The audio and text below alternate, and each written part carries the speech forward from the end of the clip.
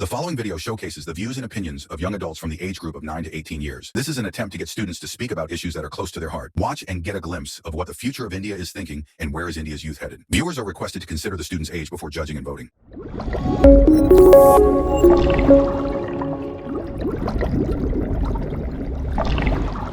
I grew up inspired by leaders like Martin Luther King Jr., who marched the whole country together and said, "I have a dream." And by Dr. APJ Abdul Kalam, who showed me that leadership is about making change. And most importantly, they made me ask, what truly shapes a leader? Hi everyone, I am Safura Jabali and I am 13 years old. Today I will be talking about how can we build a nation through education. I have seen India launching mission to Mars and lifting the World Cup trophies. But yet when I came across an article by World Bank that says 3 out of 4 grade school children cannot even solve a basic word problem. And honestly, that doesn't shock me or surprise me. Growing up in Sayadnagar, I have seen students without teachers, without books, without hope. I have seen students coming to school just to arrive, not to learn. I have seen them afraid to ask, afraid to learn. So when I hear about this crisis, I don't just see data or numbers. I see realities, my classmates and my friends. It's not just a crisis, it is a cause. Because remember, this generation, my generation, will have to define the timeline of human history. My generation will have to fight for more advancements in artificial intelligence, but also its misuse and its armament. So today, I am not here to talk about a crisis. Today, I am here to invite you to a big global opportunity. And you know what it is? The next leader is in a classroom today, even in your classroom. What if I come in and tell you that the student sitting beside you is the next president of India?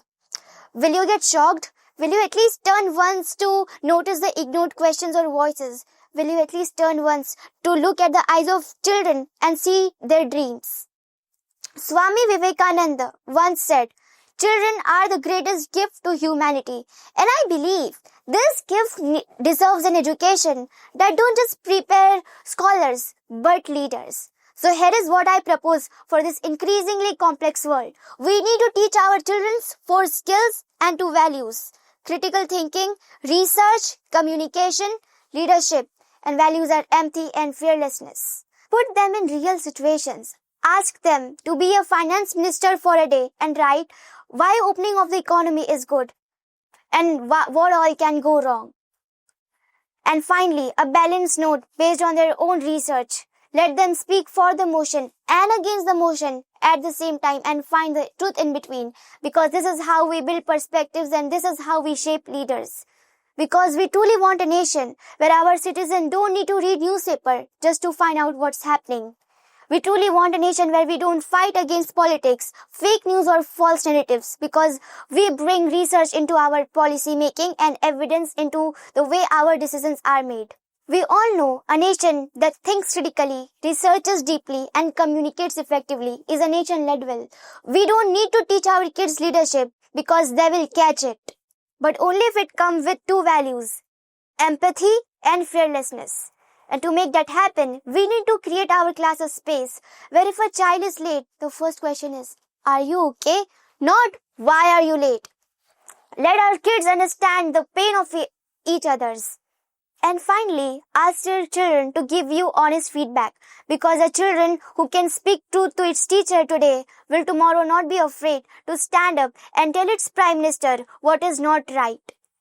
If we raise children who can think, who can question, and who can lead, we don't just solve this education crisis.